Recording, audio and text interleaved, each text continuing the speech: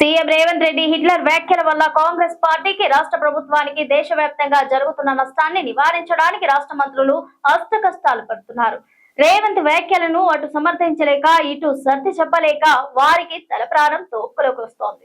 మంచి ఉద్దేశంతో హైడ్రా ఏర్పాటు చేశారని చెప్పే క్రమంలో దాని గొప్పతనాన్ని వివరించే ప్రయత్నంలో సీఎం రేవంత్ రెడ్డి హిట్లర్ పదం తీసుకొచ్చారని చెప్పేందుకు వారు విఫల యత్నాలు చేస్తున్నారు. సీఎం రేవంత్ రెడ్డి హిట్లర్ వ్యాఖ్యల వల్ల కాంగ్రెస్ పార్టీకి, రాష్ట్ర ప్రభుత్వానికి దేశవ్యాప్తంగా జరుగుతున్న నష్టాన్ని నివారించడానికి రాష్ట్ర మంత్రులు అష్టకష్టాలు పడుతున్నారు.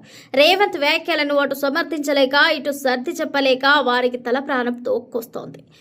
మంచి ఉద్దేశంతో హైడ్రా ఏర్పాటు చేశారని చెప్పే క్రమంలో దాని గొప్పతనాన్ని వివరించే ప్రయత్నంలో సీఎం రేవంత్ హిట్లర్ పదం తెరపైకొచ్చిందని చెప్పేందుకు వారు విఫల యత్నాలు చేస్తున్నారు. ఈ క్రమంలో సీఎం రేవంత్ రెడ్డిని వెనుకేసుకొచ్చేందుకు రాష్ట్ర మంత్రి దుద్దిల శ్రీధర్ బాబు నానా తంటాలు పడ్డారు. హిట్లర్ తనకు స్ఫూర్తి అన్న సీఎం రేవంత్ రెడ్డి వ్యాఖ్యలపై మంత్రి శ్రీధర్ బాబు సిఎల్పి కార్యాలయంలో మీడియాతో మాట్లాడుతూ వివరణ ఇచ్చే ప్రయత్నం చేశారు.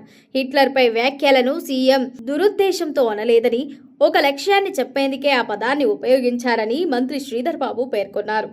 పరిపాలనా లోతును, పాలనలో క్రమశిక్షణను, ఒక సంకల్పాన్ని, ఒక లక్ష్యాన్ని చెప్పేందుకే సీఎం హిట్లర్ అనే పదాన్ని ఉపయోగించారని తెలిపారు. అసలు సీఎం హిట్లర్ అనే పదం ఉపయోగించడం వెనుక ఆయన ఆలోచనను, తత్వాన్ని ఎవరూ అర్థం చేసుకోవడం లేదని చెప్పారు. హైడ్రా చట్టం ప్రకారమే పనిచేస్తోందని, అంబేద్కర్ రచించిన రాజ్యాంగం ప్రకారమే నోటీసులు ఇచ్చి చర్యలు తీసుకుంటున్నట్టు చెప్పారు. హైడ్రా ఒక ఉక్కు సంకల్పంతో పనిచేస్తోందని, కబ్జాదారుల నుంచి చెరువుల్లో ఉన్న ప్రభుత్వ భూములను వెనక్కి తీసుకుంటున్నట్టు తెలిపారు. హైడ్రా చర్యలపై ప్రజలు సంతోషిస్తున్నారని, మేధావులు ప్రతి పౌరుడు స్వాగతిస్తున్నారని చెప్పారు. కాంగ్రెస్ డిఎన్ఏలోనే క్రూరత్వం, హింసాత్మక ఫాసిజం ఎన్నడూ లేవని, వాటిని సహించలేదని, సమర్థించేది లేదని స్పష్టం చేశారు. తెలంగాణలో ఎక్కడైనా భూముల ధరలు తగ్గాయా అంటూ ప్రశ్నించారు. రైతులందరికీ రైతు భరోసా ఇస్తున్నట్టు చెప్పారు. తమ ప్రభుత్వంలో ధాన్యం కొనుగోలులో ఒక్క గింజ తరుగు తీయకుండా రైతులకు మేలు చేస్తున్నామని పేర్కొన్నారు. రైతులకు 24 గంటల కరెంటు సరఫరా చేస్తున్నామని, ఎక్కడ ఎలాంటి ఇబ్బందులు కలగడం లేదని పేర్కొన్నారు.